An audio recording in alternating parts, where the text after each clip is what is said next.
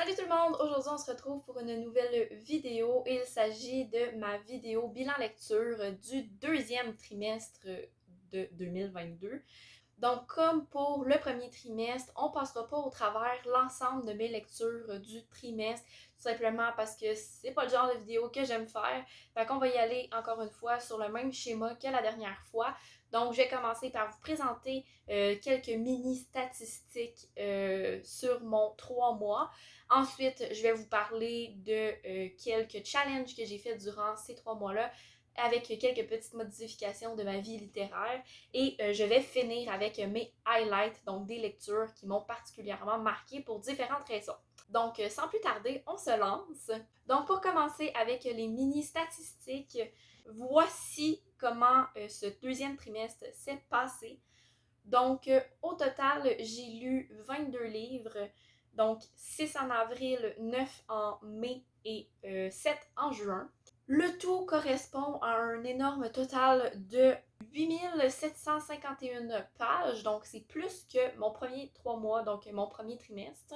Et pour 22 livres lus, j'en ai acheté ou minimalement il y en a 8 qui se sont ajoutés. Donc c'est vraiment un ratio beaucoup plus raisonnable que pendant le premier trimestre. Donc c'est tout pour les petites statistiques. Vous me connaissez, le reste je le réserve pour la mi-année, vidéo qui s'en vient très très bientôt, et pour la fin de l'année. Donc on va passer à la suite.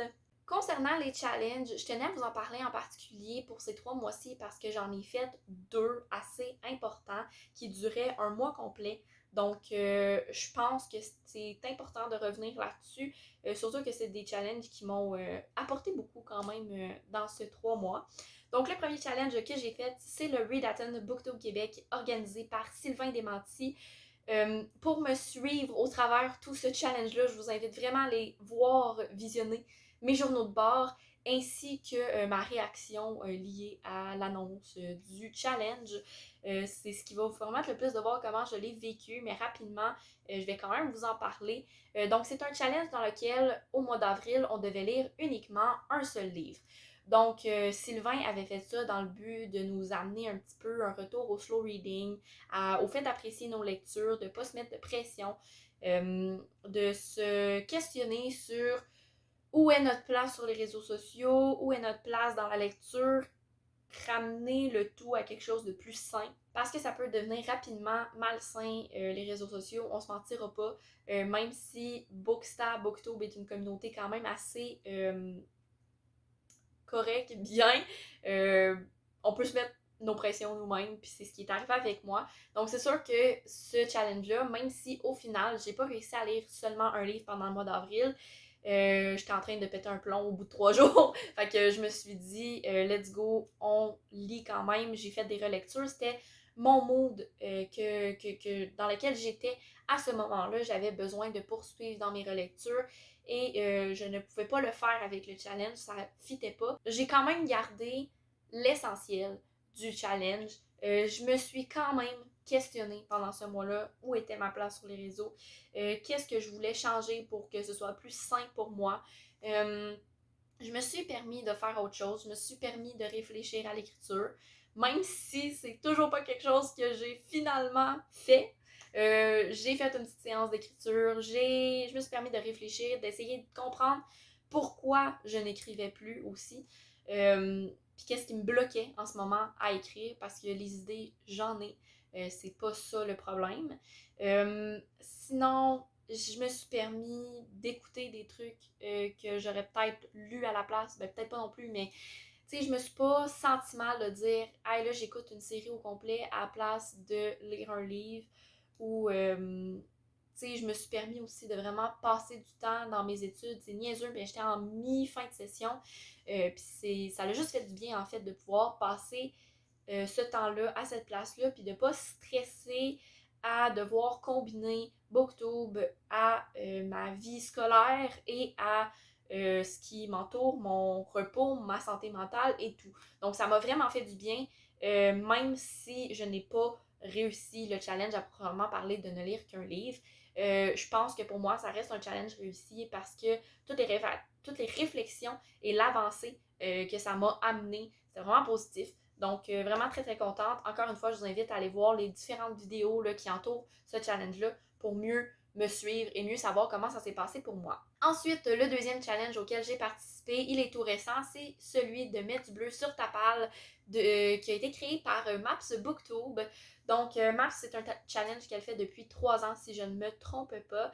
Et dans le fond, rapidement, mettre du bleu sur ta palle, c'est un challenge qui est dédié à la lecture québécoise. Donc, pendant tout le mois de juin, ce qui nous est demandé, si on veut bien le faire, c'est de lire au moins un livre québécois, mais on peut agrémenter ça comme on veut. Moi, personnellement, comment j'ai vécu ce challenge-là, c'était vraiment mon but de un peu diminuer ma pile à lire de livres québécois. Je me mettais pas vraiment de pression là-dessus. Je me disais, je ne veux pas que lire du québécois pendant mon mois de juin. Je me freinerai pas de lire autre chose. Et ben, ça s'est plutôt bien passé. J'ai fait quand même des belles découvertes. J'ai été contente de prendre le temps de me poser puis de me dire, OK, là, ma lecture doit être québécoise, donc qu'est-ce que je prends? D'aller vraiment chercher plus vers des lectures de chez nous. Puis ça a quand même fait du bien. Si ça te tente de voir qu'est-ce que j'ai lu pendant ce challenge-là, puis un petit peu plus en détail, là, comment mon mois de juin s'est passé, ça se passe dans ma vidéo de vlog lecture de Mettre du bleu sur ta palle. Donc, encore une fois, là, ben, tous les liens de vidéo vont être en description, inquiétez-vous pas. Mais voilà. On va passer maintenant à quelque chose d'un petit peu plus délicat. C'est une modification qu'il y a eu dans mon état d'influenceuse littéraire, je sais pas comment dire ça, mais c'est quelque chose que je tenais à vous adresser, puis je savais pas dans quel contexte vous l'adresser. Je voulais le faire proprement aussi, je voulais pas le faire n'importe comment, je voulais rester respectueuse dans ce que j'allais vous dire par rapport à ça, mais je voulais aussi être transparente avec vous, je ressentais le besoin de vous en parler, et ça me pèse depuis déjà quelques semaines, même quelques mois, de ne pas pouvoir vous en parler parce que ben je savais pas trop comment vous en parler. Maintenant que je me suis dit que j'allais vous en parler dans cette vidéo-là, ben let's go, parce que là je tourne pas mal autour du pot présentement. Donc, je sais pas si vous étiez au courant, mais depuis environ 1 an et demi-ish, j'étais en partenariat avec une maison d'édition. J'ai passé, somme toute, genre, mon année 2021 a vraiment été top avec eux autres. Mon début d'année 2022 aussi, très sincèrement. Mais moi, personnellement, je me situais plus à la même place. Puis je ne ressentais plus le besoin d'avoir ce partenariat-là. Je ne me sentais plus bien dans ce partenariat-là non plus. Premièrement, on va y aller avec le concept très très large des services de presse. C'est le fun de recevoir des livres gratuits et franchement, c'est pas mal à la seule chose qu'on pense quand on commence sur les réseaux sociaux littéraires, on se dit, hey, ceux qui ont reçu ça à des services de presse, c'est comme, wow, ils ont des livres gratuits, nanana, c'est bien le fun. Mais pour pas vous mentir, ça fout une pression monstre. euh, de vouloir, ben, de se sentir un peu obligé à lire le livre, de vouloir l'apprécier parce que c'est un peu stressant de ne pas l'aimer aussi, de vouloir bien écrire les chroniques qui sont liées à ces livres-là parce que tu veux faire un bon travail de qualité. La pression aussi de ne pas le lire trop tard, de le lire quand même rapidement. Fait que là, peut-être de ne pas lire les livres que tu voudrais vraiment lire. Je sais que c'est pas des pressions que tout le monde vit de la même manière, mais ça reste que pour en avoir discuté quand même souvent avec d'autres booktubers, d'autres bookstagrammeurs, c'est quelque chose qui revient de manière assez générale comme pression qu'on s'impose ou qui sont plus ou moins là, imposées par les différentes maisons d'édition. C'est pas nécessairement là, quelque chose que je lis à cette maison d'édition-là, mais c'est vrai que dans la manière de fonctionner que j'avais pour ce partenariat-là, on avait une limite de temps pour lire les livres et remettre les chroniques. Les avis honnêtes, que ce soit apprécié ou non, étaient acceptés. Donc ça, c'était bien. Au moins, là, c'était pas si t'aimes pas un livre, va dans ton trou. Mais tu sais, il y avait du respect, il y avait de la communication, il y avait beaucoup de positifs à l'intérieur de ça, mais au fil du temps, veux pas, ça s'est dégradé pour moi. Dans mon expérience personnelle, c'est sûr que le 2 mois qu'on avait pour lire les livres et valider les chroniques, ça pesait beaucoup. Surtout que concrètement, ben je suis pas payée pour faire ça. Là, je fais une job gratuitement. Là, je suis bénévole en faisant ça. Fait que de me faire imposer une limite de temps pour performer cette tâche-là, pour laquelle je ne suis pas payée, c'est franchement un peu frustrant. Je demande pas de rémunération, je vous l'ai déjà dit. Pour moi, tout l'univers littéraire, ça reste ludique. Je veux que ça reste une passion. Je veux pas que ça devienne quelque chose qui va être rémunéré. Je cherche mes mots, désolée. Mais c'est vrai que de se faire imposer un délai alors que t'es pas rémunéré, puis que t'es pas un employé, puis c'est ça, c'est un peu frustrant, puis ben ça me mettait une pression inutile, ben franchement, puis c'était pas agréable. Fait que ça, c'était la première chose, mais en tant que telle, tu sais, je veux dire, je le savais quand je me suis impliquée avec la maison d'édition, j'étais au courant. Donc, ça, je le mets pas sur la maison d'édition, pas du tout, c'est juste que au fil du temps, ça m'a mis de plus en plus de pression qui était ingérable pour moi, surtout avec la session un peu rocambolesque que j'ai eue. Donc là, c'était juste rendu trop. Aussi, il y a eu des petits incidents de communication. Je veux pas m'étendre là-dessus parce que je me dis, veux pas, Québec-France, c'est pas toujours facile. Puis il y avait des trucs que, bon, c'est pas ma gestion à moi. Moi, j'aurais fait autrement, mais regarde, c'est pas ma gestion, j'ai rien à faire là-dedans. Et c'est ça. Fait que tout ça pour dire qu'il y avait des soucis de communication qui ont fini par un peu me tanner. Euh, parce que je veux pas rentrer dans les détails de ça, c'est vraiment quelque chose qui me concerne. Mais j'ai besoin de communication claire et précise, puis c'est pas ce que j'avais. Fait que bref, des fois, c'est un petit peu frustrant pour moi, un petit peu beaucoup frustrant pour moi. Puis ça m'a un petit peu écœurée, mais c'est pas arrivé souvent, mais tu sais, comme c'était déjà trop le peu que j'ai eu. Et surtout où j'étais rendue. Et le plus important, selon moi, dans tout ça, c'est que depuis le début de l'année 2022, je vous mentirais pas que le peu de services de presse que j'ai eu de leur part, que j'ai demandé, ça n'a pas été les meilleures lectures de ma vie. J'exclus le quatrième tome de La Septième Fée de ça, parce que La Septième Fée, c'est quelque chose d'à part. Mais pas mal toutes les autres lectures que j'ai faites de cette maison d'édition-là durant la demi-année que j'ai eue avec eux, ben je me suis pas. J'ai pas tant trippé la majorité des lectures, c'était soit correct ou pas tant. Pour moi, là, je parle vraiment en mon nom. Et il y a aussi le côté de les sorties qui arrivaient ne m'intéressaient pas. Puis là, j'allais pas me forcer à demander des livres dans les sorties qui arrivaient, alors que ben je savais que j'allais finir par me forcer, que depuis le début de l'année, c'était pas tant ça les lectures que je faisais. Euh, alors que c'était des livres qui me tentaient sur papier avec le résumé. Mais là, en même temps, ça me tentait pas d'attendre de voir si les catalogues des troisième et quatrième trimestres allaient me plaire. Donc, j'ai décidé de me dissocier de la chose, d'arrêter le partenariat et de me concentrer pour le moment sur les lectures qui sont dans ma bibliothèque parce que j'en ai en montadine à lire. Fait que c'est ça, c'est ça qui se passe rapidement, je voulais vous en parler, mais c'est ça, tu sais, c'est vraiment une décision qui s'est prise vraiment par rapport à moi, puis beaucoup plus par rapport à moi, puis comment je me sentais, que par rapport à la maison d'édition. C'est pas que c'est une mauvaise maison d'édition, c'est juste que moi, je me sentais plus bien dans, dans la chose. Lançons-nous dans ces highlights. Donc, le premier, je ne peux pas passer à côté de celui-ci. Et c'est une relecture que j'ai faite.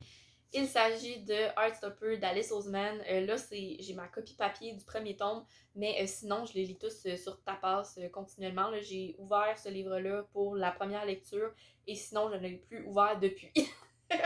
Donc, bref, j'ai fait une relecture en mai de la saga, tout simplement parce que en avril est sortie la série Netflix, Heartstopper, et à mon plus grand bonheur, Si vous voulez avoir mon avis complet plus sur la série, je vous invite à aller voir. C'était dans mon journal de bord du mois d'avril 3.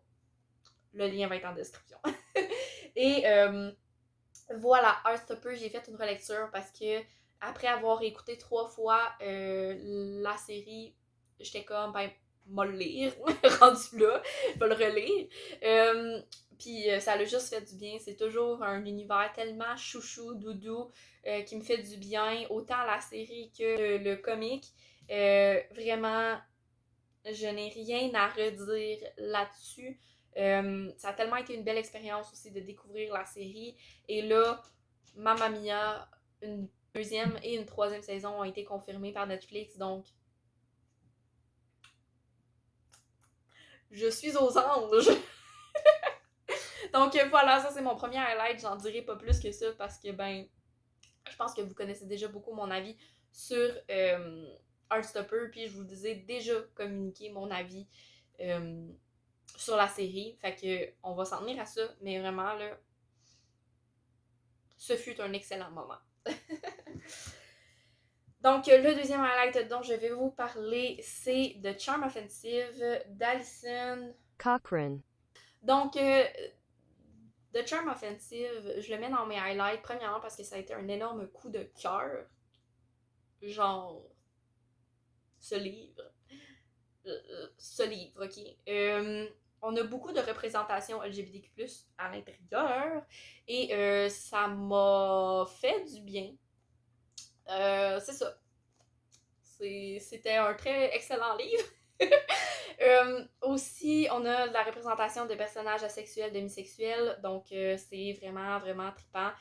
Ça m'est arrivé, c'est le deuxième livre en fait que je lis qui a de la représentation comme ça, et récemment, j'ai reçu Loveless que j'avais commandé en avril, qui est arrivé là, au mois de juin, et qui a aussi un personnage asexuel, mais voilà, ça va être comme ma troisième lecture qui concerne ça. Mais voilà, tout ça pour dire que ça m'a fait du bien de retrouver cette représentation-là qu'on retrouve vraiment pas souvent. Puis là, ben, à mon humble avis, elle était très, très, très bien faite. Aussi, romance approuvée par Estelle de la chaîne About Estelle.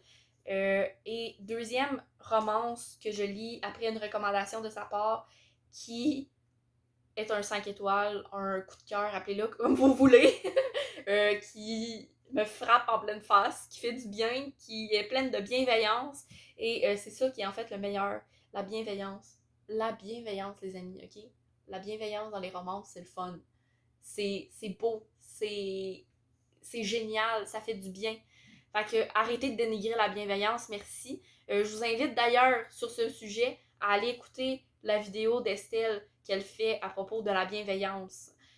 Je vais vous la mettre en description parce que c'était magnifique cette vidéo-là, puis ça disait exactement ce que je ressentais par rapport à tous les commentaires qui sont faits autour de la bienveillance dans les romances. Fait que bref, je vais vous la mettre en description pour que vous puissiez l'écouter. Et je vous recommande fortement de lire The Charm Offensive. Pour le moment, je pense pas qu'il est traduit à ma connaissance. Fait que c'est VO. Mais je souhaite de tout cœur qu'il soit traduit un jour. Parce qu'il mérite d'être lu par le plus de personnes possible. Prochain highlight. On se mentira pas que ça, c'en est un fort aussi.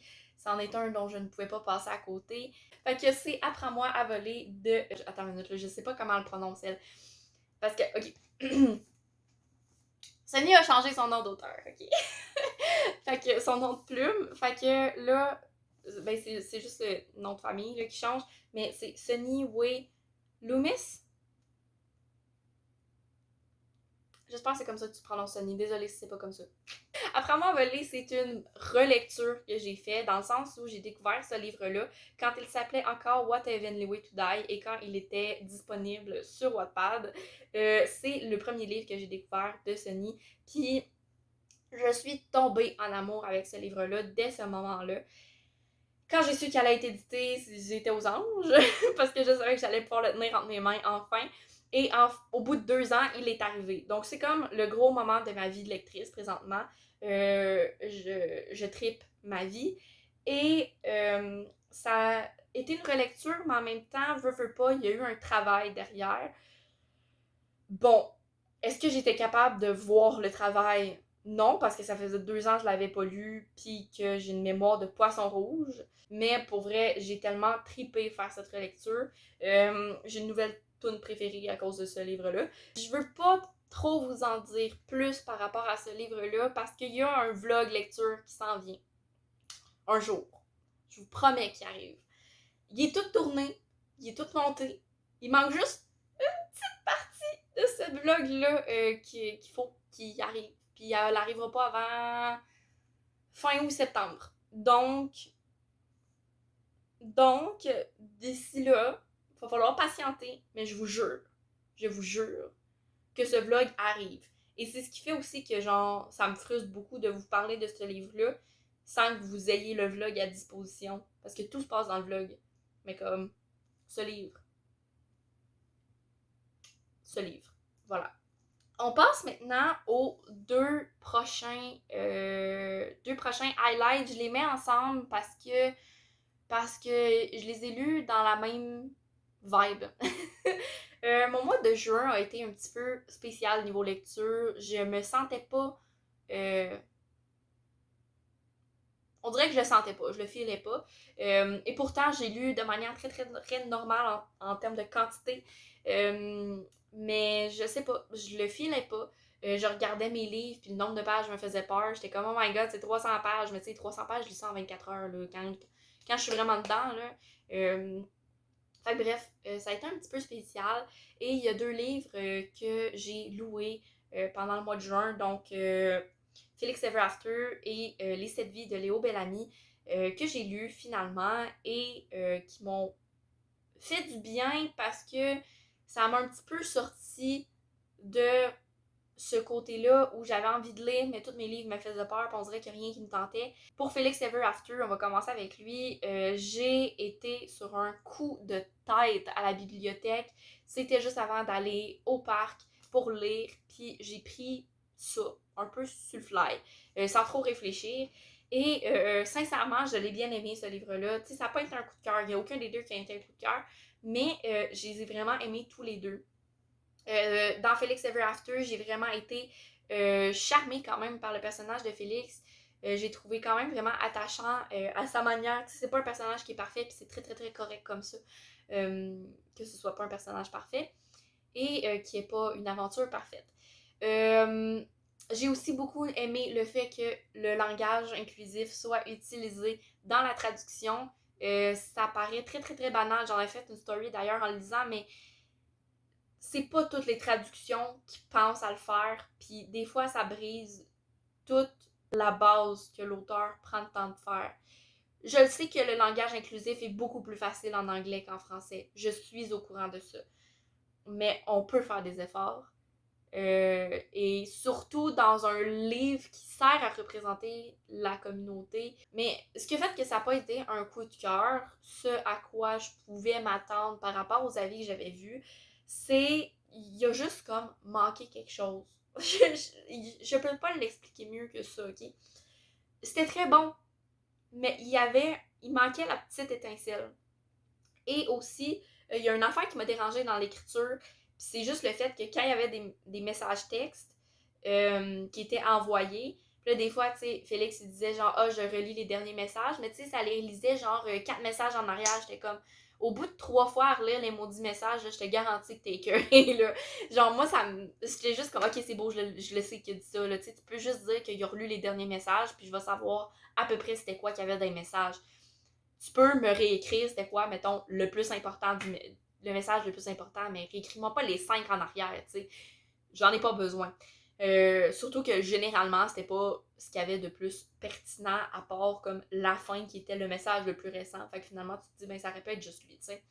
Fait que bref, ça c'est un truc qui m'a comme un peu dérangé, puis que j'étais juste comme, ok, là, m'amener. Va ailleurs, là.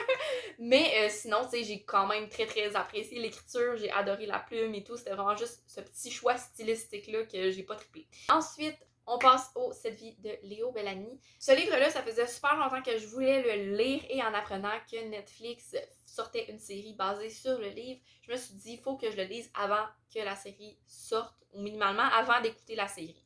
Donc, j'ai loué ce livre-là pour la première fois en avril et il l'a traîné chez moi jusqu'à tout récemment. Ouais, c'est ça. Regarde, qu'est-ce que vous voulez? Je pense que c'est un des livres que j'ai le plus comme renouvelé de ma vie. Ça a été une bonne lecture, mais, et là j'en viens à la série tout de suite, je dissocie les deux œuvres. Je vais vous expliquer pourquoi. J'ai adoré le livre, j'ai adoré le concept de l'adolescent qui se retrouve à voyager entre 1988 et 2018, qui se retrouve à devoir élucider, entre guillemets, un meurtre qui s'est produit 30 ans plus tôt et qui vit dans le corps des adolescents qui ont vécu cette situation-là. J'ai adoré Léo, sincèrement, je le trouvais sympathique. Je l'appréciais bien. Puis j'ai aimé en fait la simplicité qu'il y avait, mais les questionnements forts qu'il y avait aussi. Tu sais, si on saute le voyage dans le temps, c'est pas ultra palpitant, dans le sens, il se passe pas 56 millions de choses.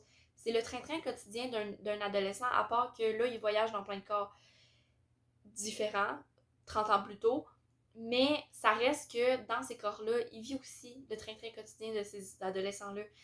Donc, au final, c'est pas le truc le plus aventureux, oh my god, il se passe des choses à tour de bras. Non, c'est pas ça. Mais les questionnements qui étaient apportés étaient vraiment intéressants.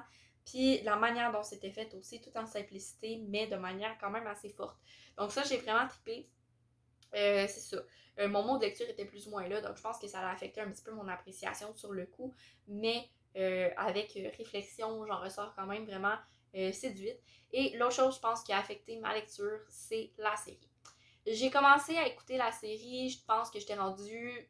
Donc, j'ai commencé la série, puis je suivais un peu, fait que, tu sais, j'écoutais ce que j'avais déjà lu par rapport au livre. Puis à un moment donné, je me suis rendu compte que les deux étaient tellement différents que j'ai juste continué la série sans me soucier du livre, puis j'avais raison de le faire quand même. Dans la série, l'enquête policière que va mener Léa, qui est notre protagoniste principale, est vraiment très très très différente que celle qu'on a dans Léo Bellamy. Je sais pas comment vous expliquer ça, c'est juste très différent. Oui, dans les deux cas, c'est un meurtre, mais tu sais, le déclencheur des voyages dans le temps est pas la même. C'est pas la même chose. L'histoire, au fond, est pas la même. À part le fait qu'il y a le concept du voyage, à part le fait qu'il y a le principe de devoir sauver quelqu'un d'une manière ou d'une autre, puis qu'il y avait certains questionnements qui étaient apportés effectivement. C'était très différent l'un de l'autre et ça m'a un petit peu dérangée. Genre, je sais pas pourquoi, mais on dirait que pour moi, ça a tellement été poussé que c'était une adaptation de Léo Bellamy que là, j'étais juste comme... Ok, mais comme c'est vraiment très différent, là. À part le concept général, pour moi, c'était pas la même chose. Et franchement, Léa m'a tapé ses nerfs. J'étais plus capable de l'endurer à la fin. J'en avais ma claque, là. J'ai pas aimé ce personnage-là. Tu sais, contrairement à Léo, que j'ai trouvé attachant, que j'ai trouvé comme serein, puis que j'ai trouvé agréable à suivre, Léa, au bout d'un certain moment, j'étais plus capable de l'endurer, là. Dans comment qu'elle agissait, dans ses réflexions, dans...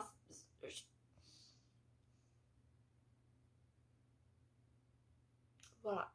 Ça pour dire que ça n'a pas été tant mon gros trip, cette histoire-là. Malheureusement, je suis déçue de ne pas avoir aimé la série. Voilà, c'est tout pour la vidéo. J'avoue que j'ai quand même préféré mon deuxième trimestre au premier. Mes lectures se sont beaucoup mieux passées et j'ai vraiment comme tripé sur certaines choses qui se sont passées. J'ai vécu des bons moments et des moments un petit peu plus difficiles, mais c'était que pour le mieux. Donc voilà, j'espère que vous avez apprécié la vidéo. Si c'est le cas, n'hésitez pas à la liker, à commenter et à vous abonner à la chaîne en activant bien la cloche pour être sûr de manquer aucune notification. Sur ce, je te souhaite une excellente journée et je te dis à la prochaine. Bye bye!